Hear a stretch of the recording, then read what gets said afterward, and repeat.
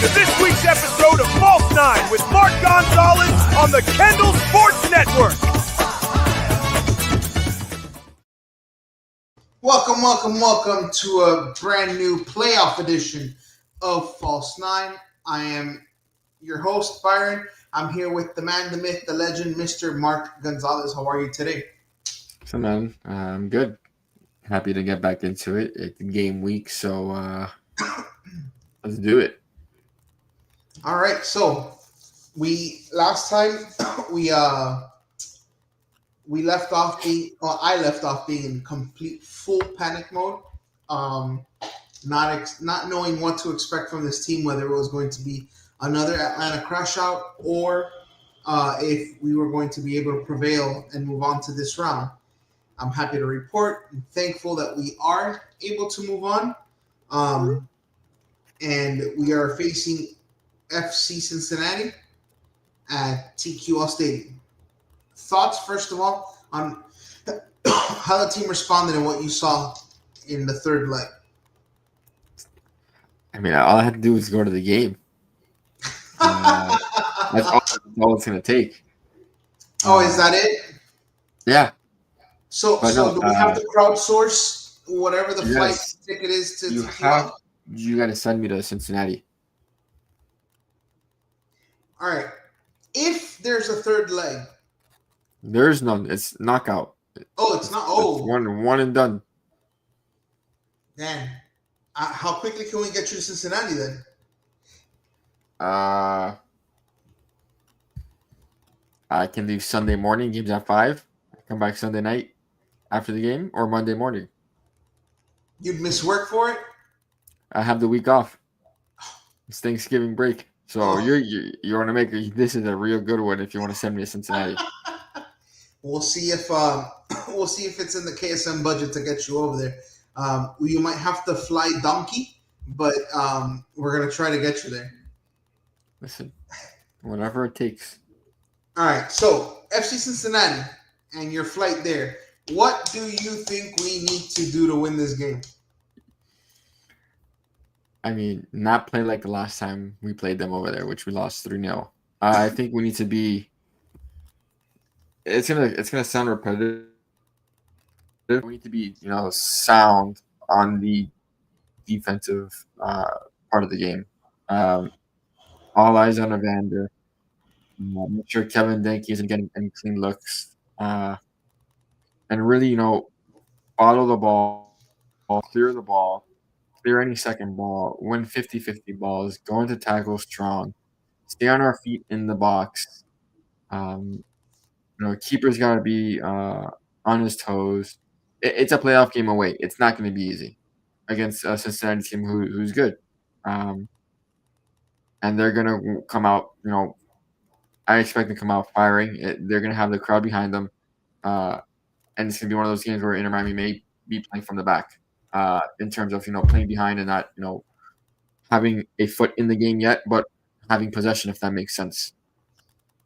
Okay. Yeah. They can have possession. They'll have possession. But it'll feel like it's here and there. And then it all comes down to Messi magic. And can the offense, just click as it did in the last game against the Nashville? Can it be, is Suarez going to start? We don't know. He probably will because I don't think Marciano has the gall to bench him. The nutsack? You can say that. For lack of a better term. I'm going to use gall. I feel like using that one today. And, when we get those chances, can we put them away? But I just think it's going to be the midfield and the defense are going to be very, very, very, very important. And how we handle the numbers that Cincinnati likes to push into the midfield with their 5 midfielders. Evander being one of them, Buka and Engo and Echenike, play as wide midfielders. Can we put pressure on them and help, turn them over and make a run at Miles Robinson and there are 2 other defenders? Little things like that will change the dynamic of the game, will change the game plan for Inter Miami, will change the game plan for FC Cincinnati. Those first 15 to 20 minutes will be very telling, I think. Okay. So you think it's the start of the game is the key more than the long haul. You think as the start goes, so will the rest of the game. I think the first 15 dictate that first half, and then that first half dictates the rest of the game. So If one of we're your up, keys is those first 15 minutes. okay, yeah, those first 15, how we come out. Are we playing well? Are we able to find switches? Are we able to find pockets of space to go forward? Are we possessing the ball? Are we making them?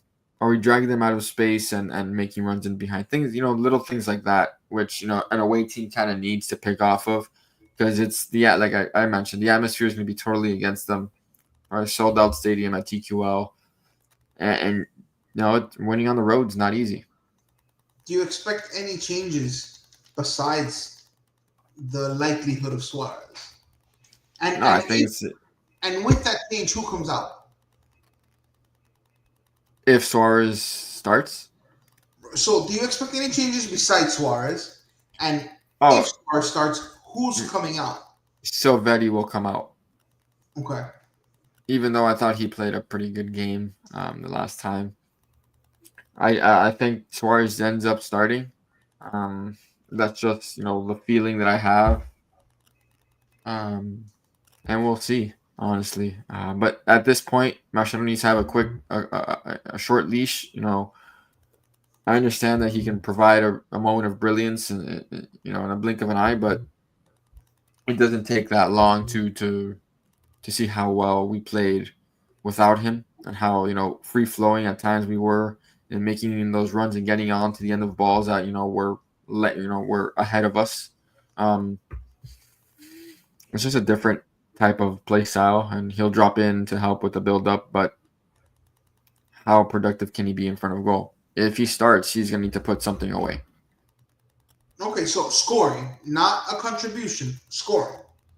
I want him to score. Okay. Okay. What what do you think?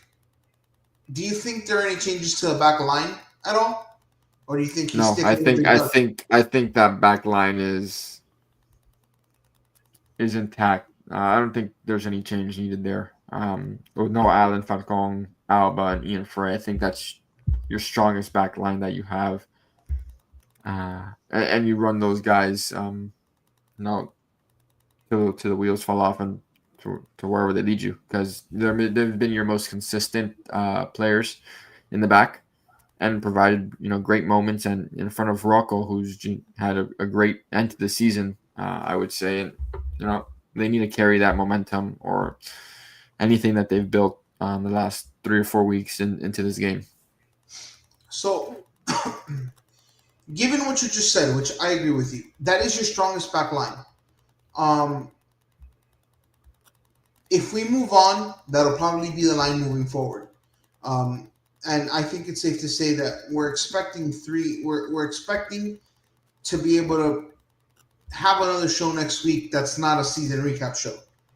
Um, we expect them That's the to. expect that that's ex- we I don't know if it's expected, No, but we it's. expect them to win, given what our expectations were at the beginning of the season.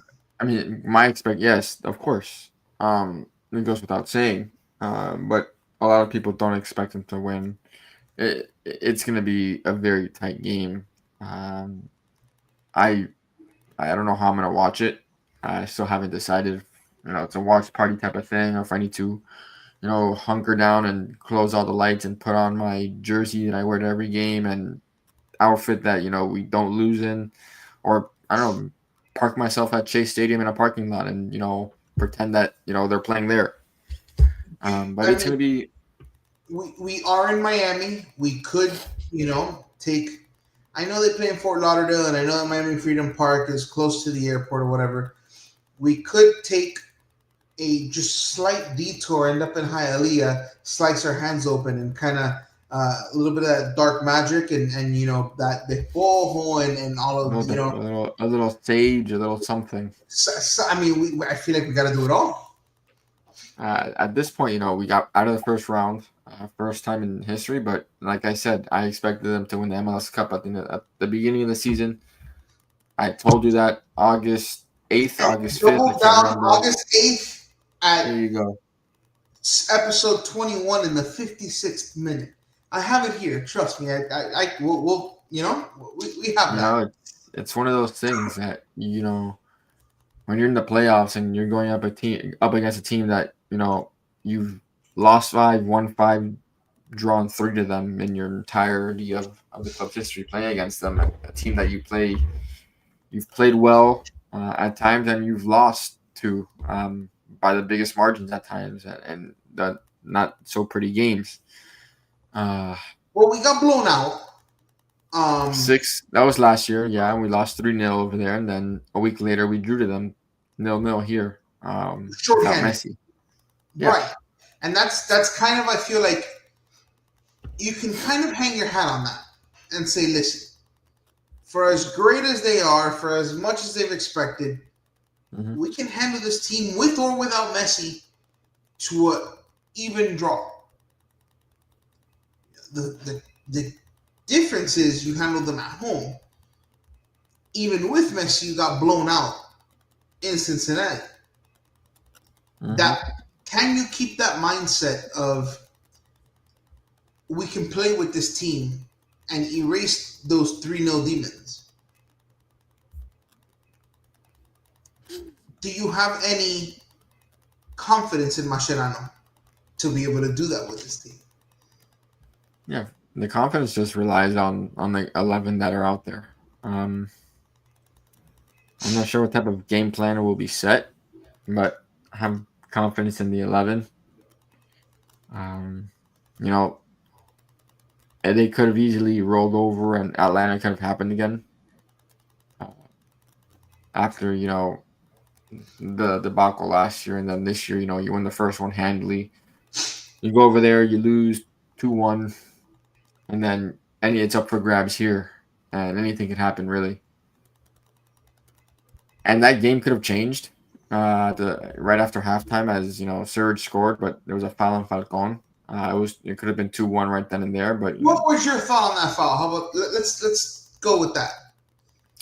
So I had switched. So I had met up with a couple friends right before halftime, and they all came to sit in my section or whatever.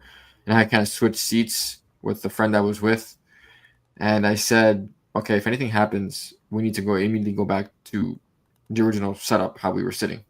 As soon as I saw that goal, I didn't care that it didn't count. It didn't. I didn't care that it was called off because I switched seats immediately. I sat at the edge of the row, in the aisle on the aisle seat. I said, I'm not moving at all. Okay, but what'd you think of the foul? It was a foul. He stepped on him. There was contact with the foot. I don't want to hear it. I thought it was soft. Soft or not? All right. Contact. Foul. Sorry. Like they wanted to say contact foul with Rocco's penalty. Contact foul. Soft or not soft? Figure it out. Okay. All right. I thought it was soft. I feel like it could have gone either way, but touche.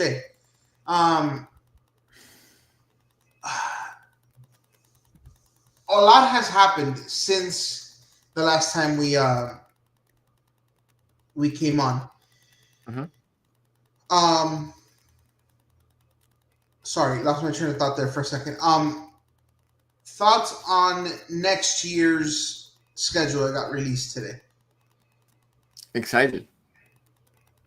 I don't really want to look ahead into next year and that, but they released it right in the middle of like the playoffs and stuff like that, so you cannot not look at it. 5 straight road games before we have our home opener April 4th here against Austin. That's what I want to get thoughts on. Really excited. I'll most likely be at that game. Honestly. Hopefully we get a game in before that.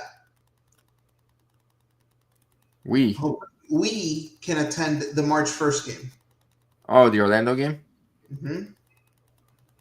That is true. I'm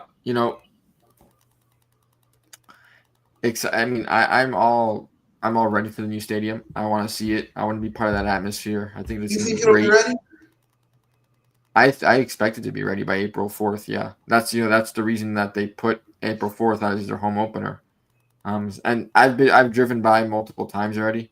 It's the structure's up. It's incredible how fast they're working. I get they're working on the layouts inside and stuff like that. So I really do expect it to kick it Okay. into overdrive. Okay. Um, do you know how the bracket breaks down? Yep, Um, I here. do. Okay. If Inter Miami wins, what are we looking at here? New York City FC or Philadelphia Union. Okay. Of those two, what would be the tougher matchup? Hmm. Philadelphia was the best team in the East this year. We got our first win against New York this year. And New York.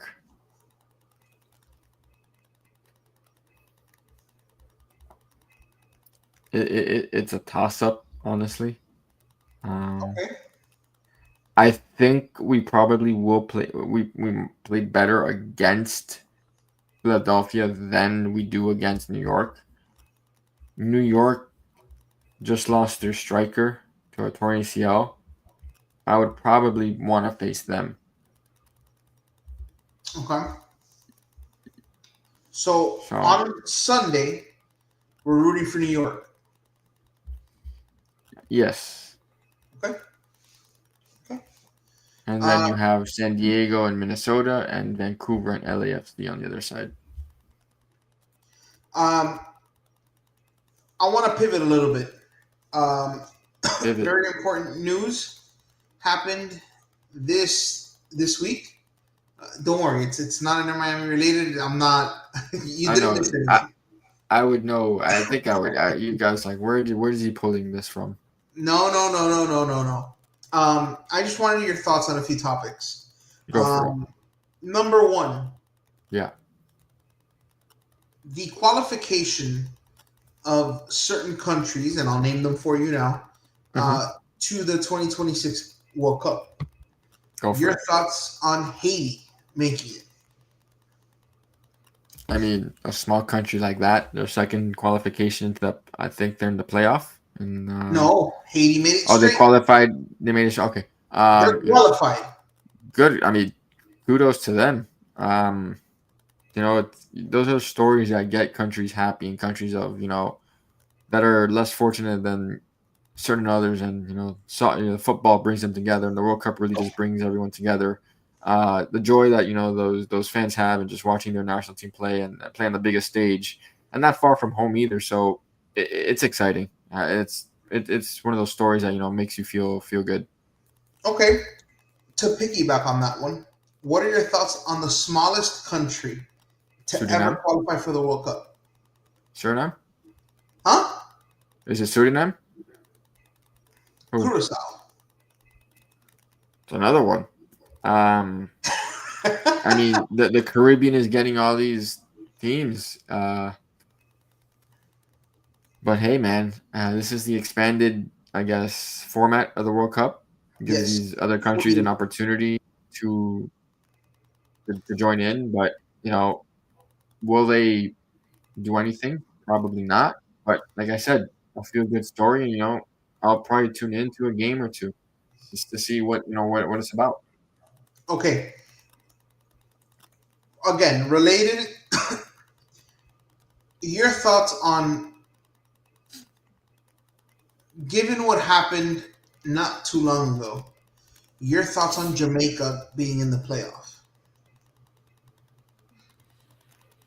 Surprising. Because they were coming out of CONCACAF with already 3 spots automatically taken and given. You would expect them to, kind of auto qualify. Given the fact that their toughest competition is out, you did expect them Yeah, to run roughshod through the rest of the teams. yeah. So it's kind of surprising. These guys got to pick it up and really concentrate and focus up. If they want to make a run at the cup and at into the World Cup final. See, to me, Jamaica's one of those teams that I'm going to be rooting for. I know Jamaica is usually a big, you know, a big adversary for us, a big rival, kind of. You know, they always play us tough, but I feel like given what happened with Melissa and the devastation that it caused, I feel that that's a team that the country Cat, kind of needs them yeah, to yeah. be there. Hmm.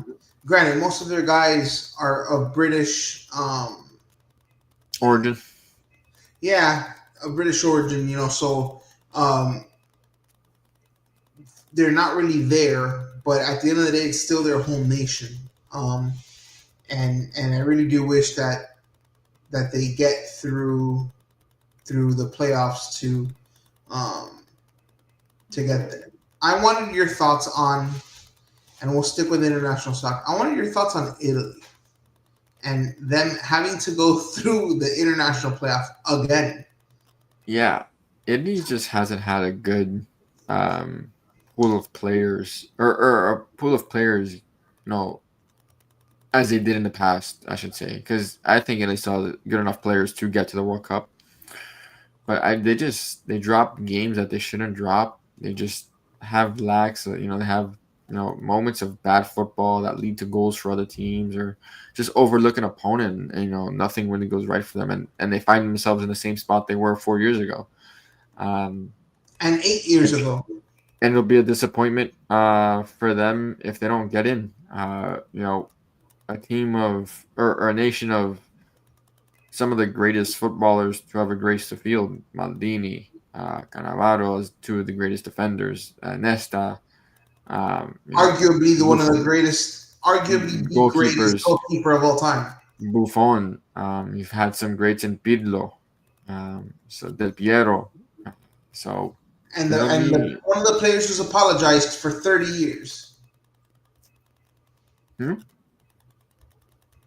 What What did you say? happened? What player let down an entire nation 30 years ago and is still apologizing for it to this day? From Italy? Huh? From Italy? Uh huh. I don't know if it's Gattuso. I don't know if it's Totti or De Rossi. Gianfranco Zola? No. Roberto Baggio. Oh. He missed the penalty Exact. in No. the final against Filippo Brazil. Inzaghi. Yeah. Here No, you're right. You're right. I don't know here why. against Brazil. So you have all these players of this nation, of past, and you still had players in the most recent pool that are still good enough to play and good enough to carry the nation, but they just can't figure it out, and it's kind of sad because Italy's one of my favorite teams to watch when they play football. The Euro final against England. I have a Italy long sleeve Puma shirt. So I don't know. Like I remember back in the day, you wanted an Italy shirt because it was Kappa. That's what you wanted. It was I I wanted Italy shirt because Pirlo is one of my favorite players of all time. but I still can't get over that Kappa brand, and Oh yeah, it's an I mean, iconic. Yeah, super yeah. iconic. Okay, one last topic, sticking with this, and then I we'll know get where back. you're going with this.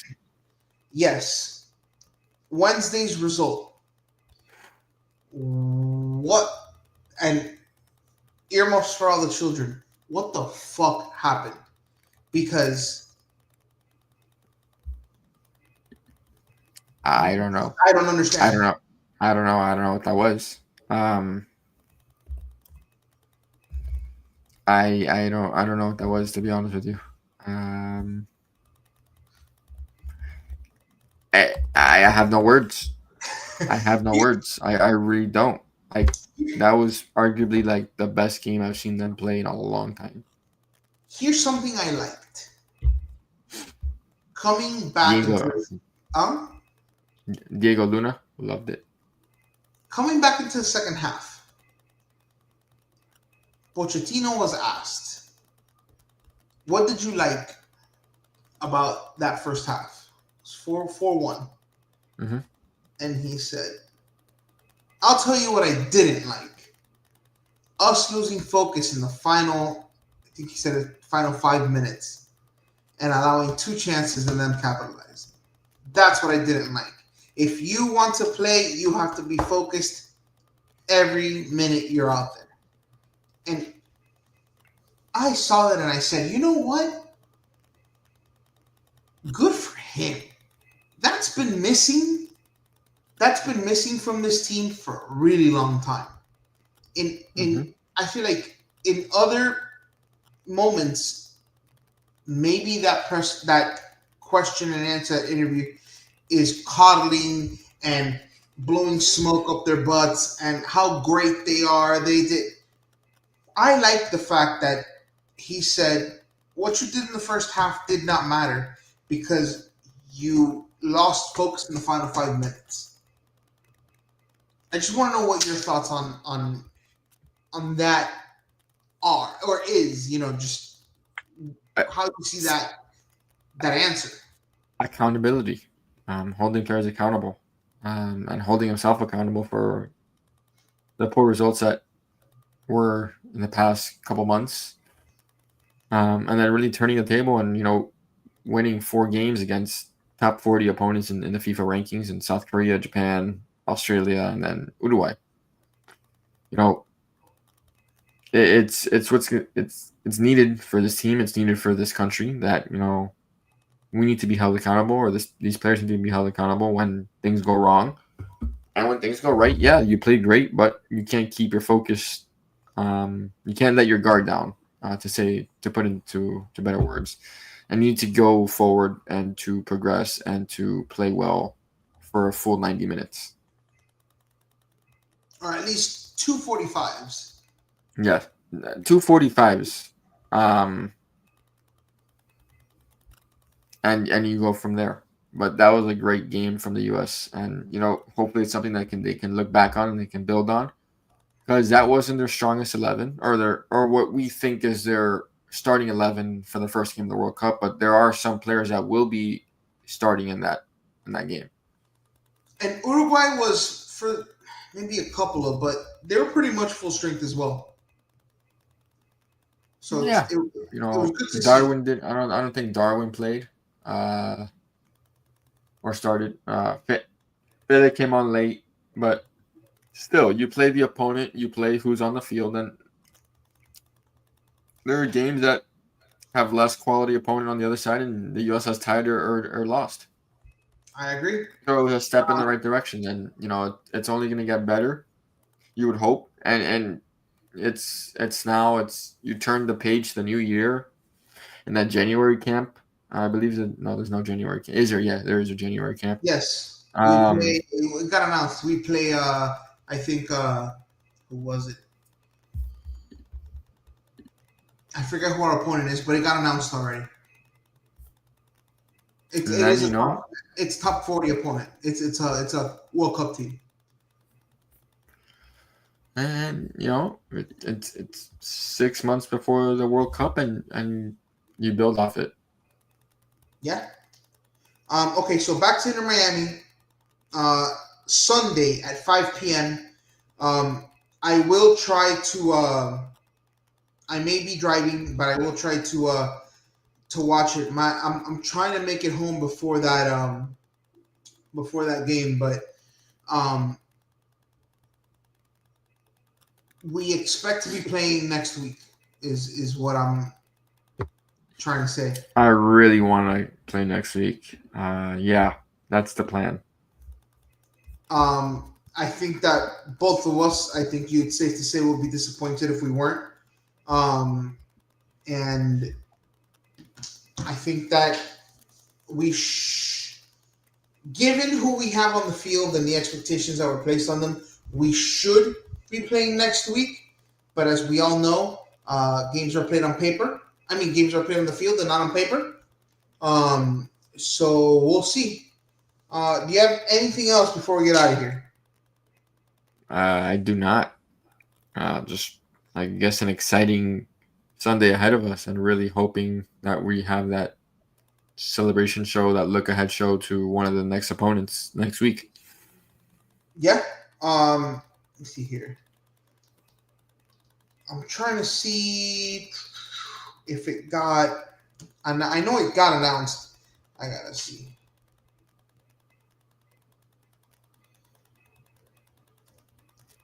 Ta-ta-ta.